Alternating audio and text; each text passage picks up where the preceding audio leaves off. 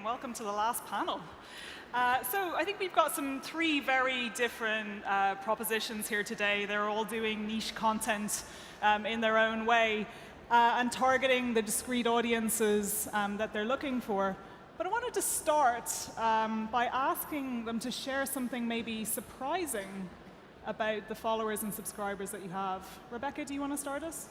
Sure. So I'm representing Awesomeness TV. We refer to ourselves as a next generation media brand, really targeting content for Generation Z, the next audience that's sort of entering the commercial ecosystem that has grown up on social media, grown up creating as much content as they consume. And I would say the traditional media landscape, especially in the US market, thinks this audience doesn't engage in video, doesn't watch TV. So I think what's most surprising, since we produce content in very traditional formats, film, television, as well as social video, is that this audience is as engaged and even more so in the creation and consumption of professional video content as Generation X, which I came from. And I would say in the traditional television landscape, I think they've been sort of abandoned because people don't think they consume video, but our experiencing with this audience is they love video because they're both creators and consumers even more so than any generation before them. So. Mm-hmm. Yep. Anastasia, do you want to jump in next? Yeah, I mean, hi everyone.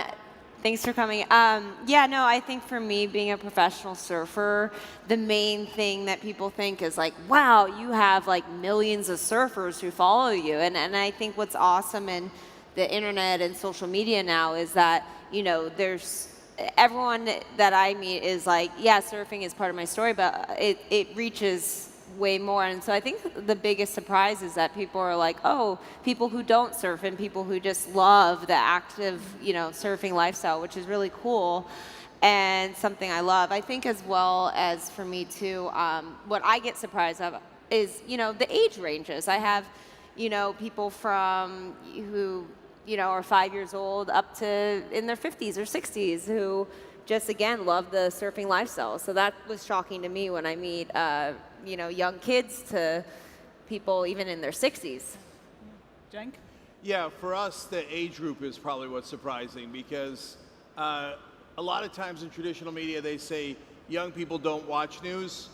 They just mean young people don't watch them. So I'll give you some fun stats. The average age of the CNN audience is 61 years old. But we're number one with MSNBC. millennials, just to fact check there. She's here to change that. It's going to get in there. Sorry, but it's true.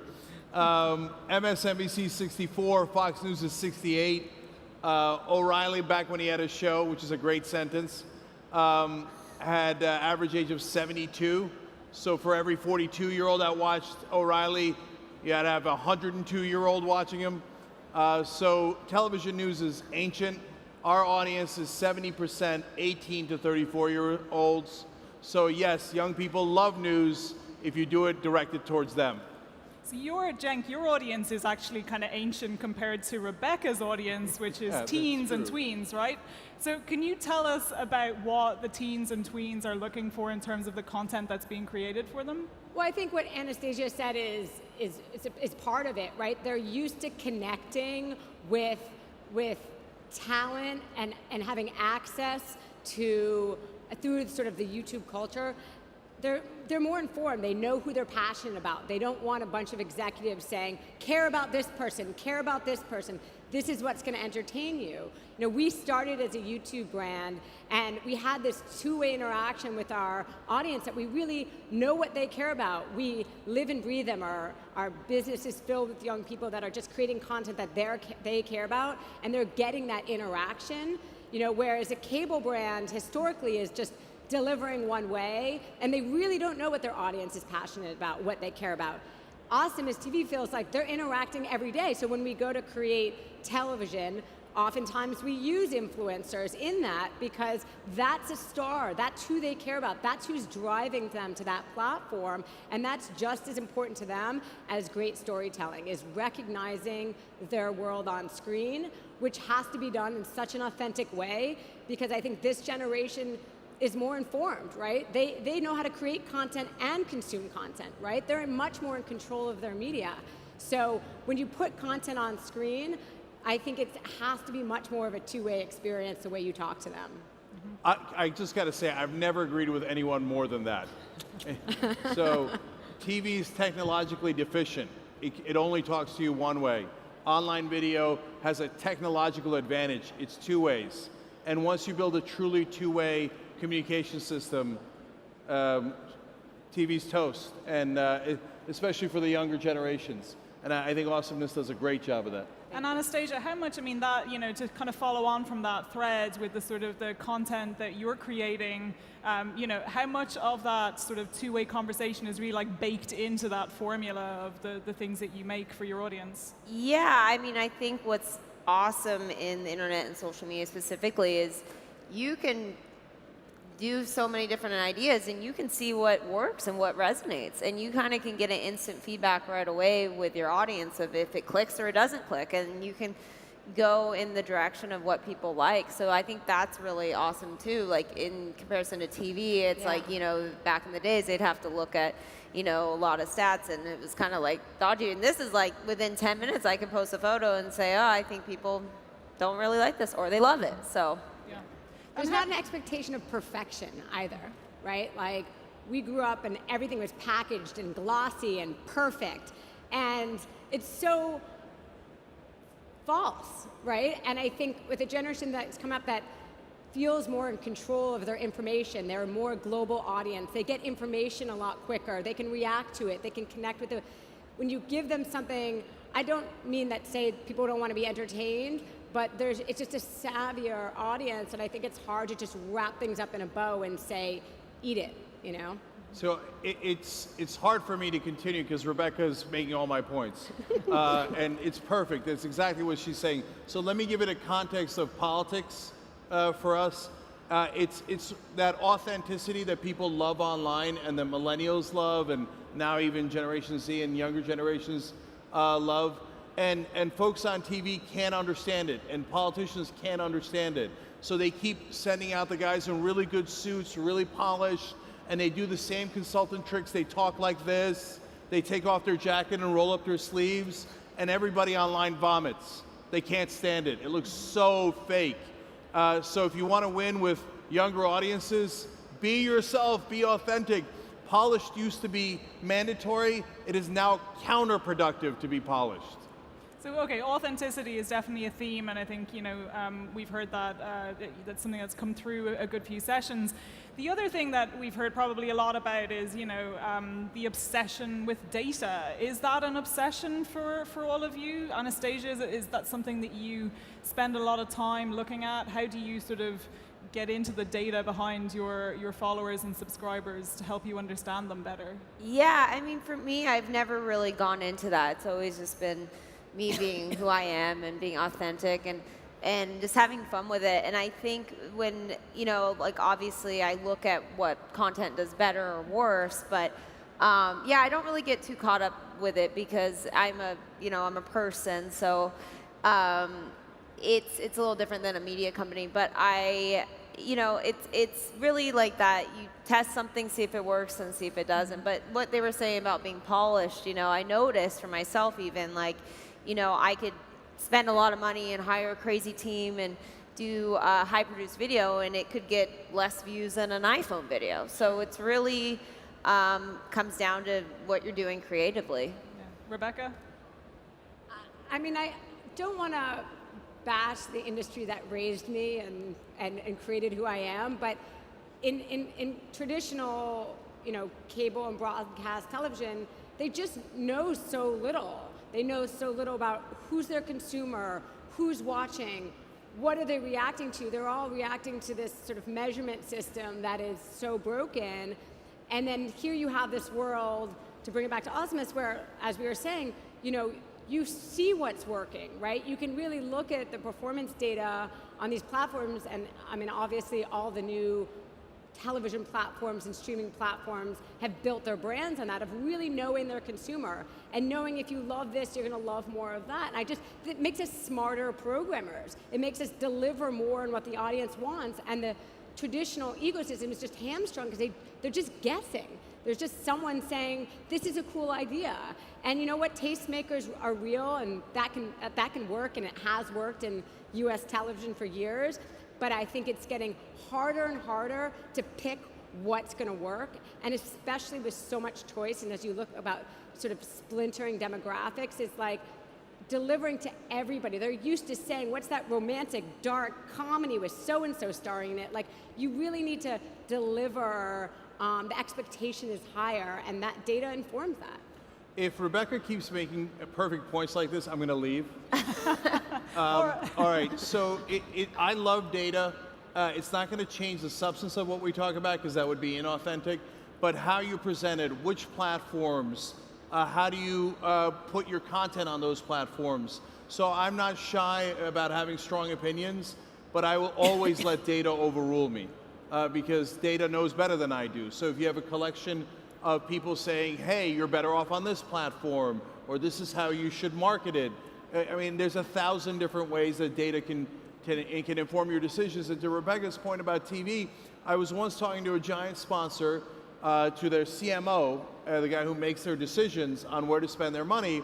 And I said, look, you're picking us apart, and bless your heart, you know, which demographics is it going to, when is it going to, what's the conversion rate? And I was just intellectually curious, how do you do that on TV where you spend 95% of your money? And he went, we don't. We just feel like we have to be on TV, but we don't know anything about our TV audience. And I thought, they're toast. I mean, give them, I don't know, what is it, 2 years, 5 years, 10 years? I mean, you're gonna go into a black box and not get any data back and not know who you're reaching? It's insane. Any advertiser that is still using that system should be fired. Cenk, actually, I mean, let's just dive into that a little bit deeper. I'm interested in what you said around kind of deferring to data. With the, you know, you've got this sort of crowdfunding drive around supporting your investigative reporting. I'm curious about, like, that's a relationship really that you've developed with your audience. How have you done that? What drove that decision to use that method of, you know, sort of that funding to achieve that? Can you just talk about that a little bit more? Sure. So what we want to do at the Young Turks is align our incentives with our audience's incentives, because we believe in an ethos of audience first. On television, where I've worked before, it's not audience first, it's advertisers first. And literally in TV pitch meetings, the very first question they'll ask is, what will Walmart think? Well, then you're going to design TV shows and television for Walmart, not for the actual audience. So we believe in audience first, but some things are very hard to fund, like investigative reporting. That's very expensive, and you don't get a ton of views back and a ton of revenue back. So we went to our audience and said, Trump just got elected. Our audience does not like Trump, bless their hearts. So can you help us hire investigative reporters? And we raised $2 million. They just gave it to us and said, build a team. And we built a team of 12 people to do hopefully great investigative reporting about not just Trump, definitely about him, but also about Democrats and corporations and everything else. That way, we're aligned with our audience and we're giving them exactly what they paid for. Okay.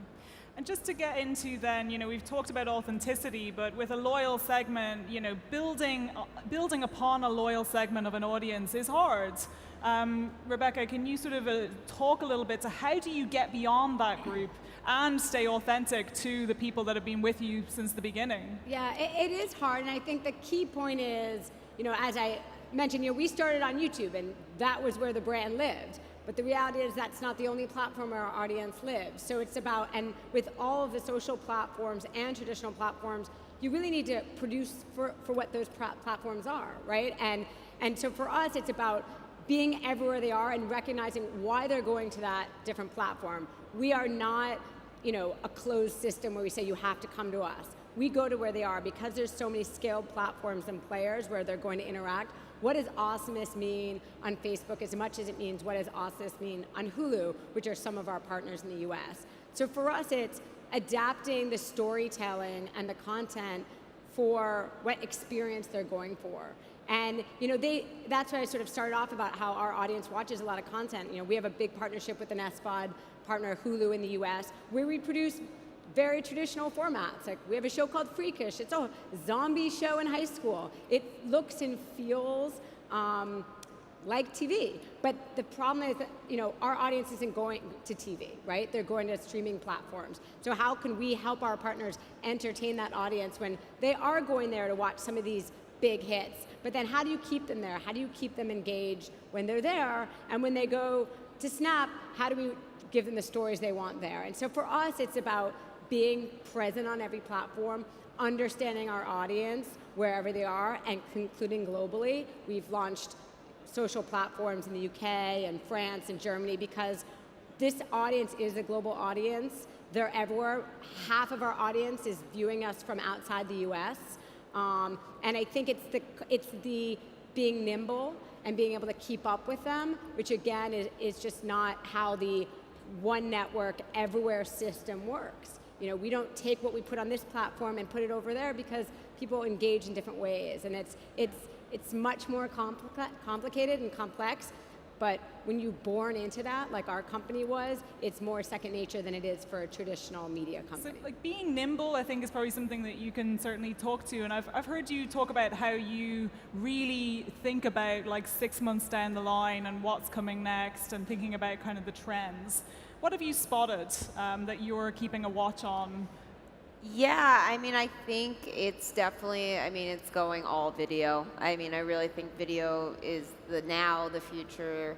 And I think, like they mentioned, audience are getting smarter, and they want to feel more involved. And I think it's even going video, it's going more on live platforms. And I think it's really going to, the less polished and I think people really want, and they're getting smarter, so they want the more real, the better. Cenk? Yeah, I think that the skinny bundles are coming, and so I think that's a really interesting trend, which is linear programming, but over the internet, smaller number of cable stations that they deliver to you. Some digital channels will be in those skinny bundles, and you'll be paying $35 to $40 instead of $150. So the disintegration of cable, I think, is going to be way quicker than people realize. Already they've lost 10 to 15% of their subscribers, and they're going to lose a lot more, a lot quicker than people realize. And these are just unmanageable costs, and especially for people under 35. Nobody's got $150 to pay for their cable that they generally don't watch anyway. Cenk, I want to get Rebecca in before we wrap. What's your trend to watch? Awesomeness TV. Well, that's a good way to end it. Thank you very much, everyone. Thank you.